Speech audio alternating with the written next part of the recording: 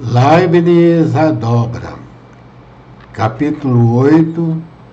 Os dois andares. As duas metades, uns aos outros, os cada um, matemática das metades, papel dos extrema. Leibniz censura os nominalistas já no contexto de juventude, por conceberem totalidades tão somente coletivas e estarem falhando, portanto, no que se refere ao conceito.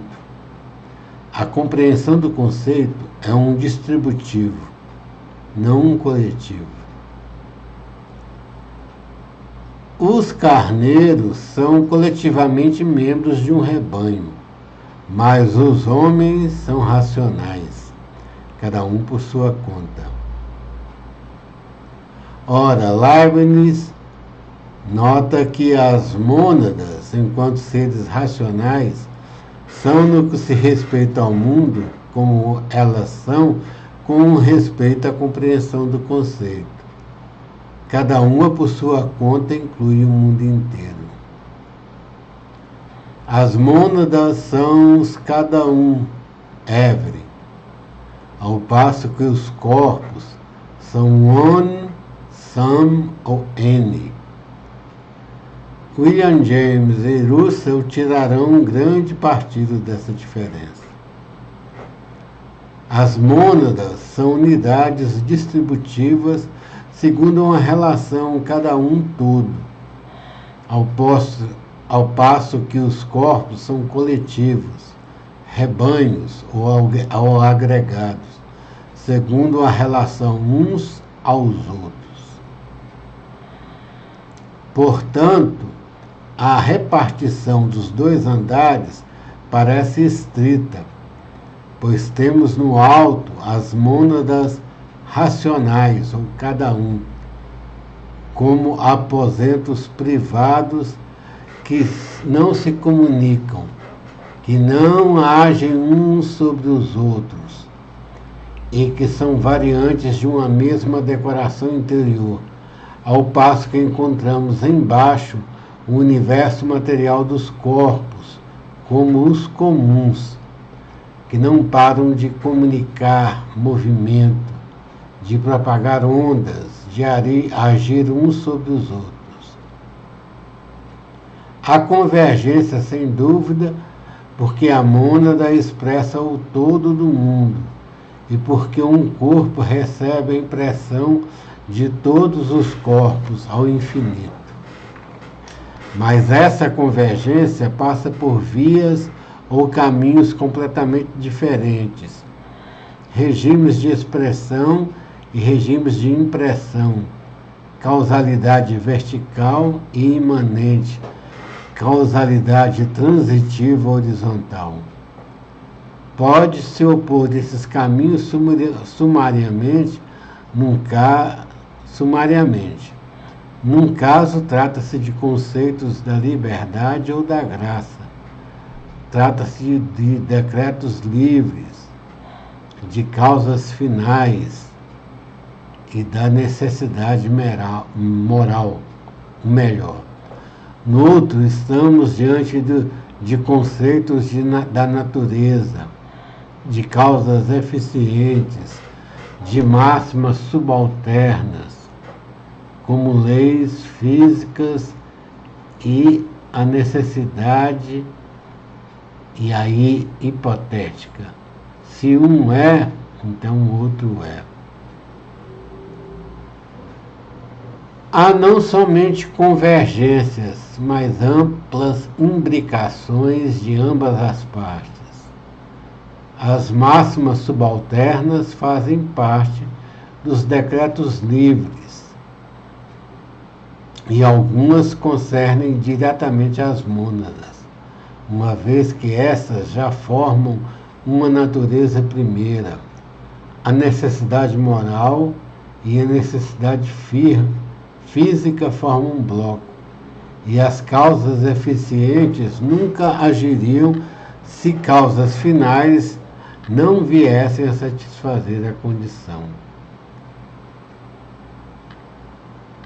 Um comentário: com efeito, os primeiros decretos livres de Deus concernem o todo do mundo, necessidade moral, mas a natureza particular de cada mônada, sua região clara, obedece a máximas subalternas. Nesse sentido, a necessidade hipotética está bem ancorada na necessidade moral, como mostra a origem radical das coisas. Inversamente, a nossa necessidade moral e as causas finais impregnam o encadeamento da necessidade hipotética. Aqui já começa a ver essa questão quando fala que em cima tem as mônadas racionais, e as mônadas fazem parte do organismo, como nós, quem for seguir, né, talvez nós mesmos não vemos, mas quem seguir na leitura, fala que cada parte do ser humano é uma mônada, tem toda uma expressão diferencial. E então, aqui diferente, esse aqui é o capítulo 8, diferente do início, quando ele fala nos dois andares,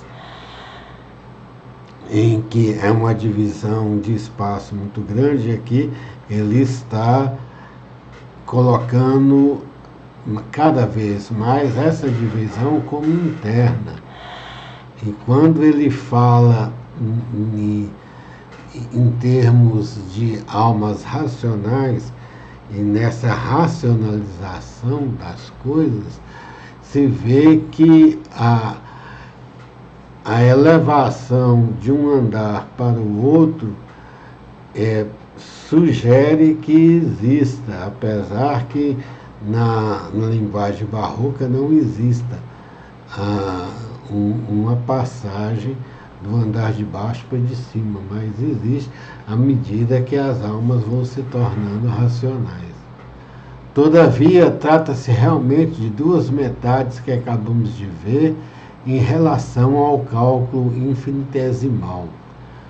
Com efeito, se assimila o objeto, isto é, o mundo, à equação primitiva de uma curva de inflexão infinita, obtém-se a posição ou ponto de vista respectivo das mônadas como forças primitivas, o que se consegue por meio de uma simples regra das tangentes, vetores de concavidade. Engasguei aqui, que estava pensando, aqui começa essa questão do primeiro motor de Aristóteles. Aqui tem um primeiro motor racional, e esse motor visto como algo dotado de uma equação matemática. Ele foi um matemático, um dos pais do cálculo infinitesimal, o Leibniz, a quem o Deleuze está comentando. Ele vai jogando para que a matemática seja uma maneira de mostrar uma racionalidade maior, que depois ele vai remeter para Deus, isso na Teodiceia, que nós também estamos lendo. E extrai da equação relações diferenciais que estão presentes em cada mônada, entre pequenas percepções, de tal maneira que cada um expressa toda a curva do seu ponto de vista. Portanto, é uma primeira parte, um primeiro momento do objeto, o objeto como percebido, o mundo como expresso. Mas subsiste a questão de saber qual é a outra parte que corresponde agora à equação de partida. Ele já está remetendo a algo mais individual, dessa questão do andar de cima e de baixo, dentro da questão do indivíduo. E ele aqui ele é matemático, remetendo a racionalidade à matemática, que é do seu conhecimento maior. Não são mais puras relações, mas equações diferenciais e integrações que determinam as causas eficientes da percepção, isto é, que concernem a matéria e corpos aos quais a percepção assemelha. Este é o segundo momento do objeto, não mais a expressão, mas o conteúdo. Já não são decretos, mas máximas ou leis empíricas da natureza. Segunda.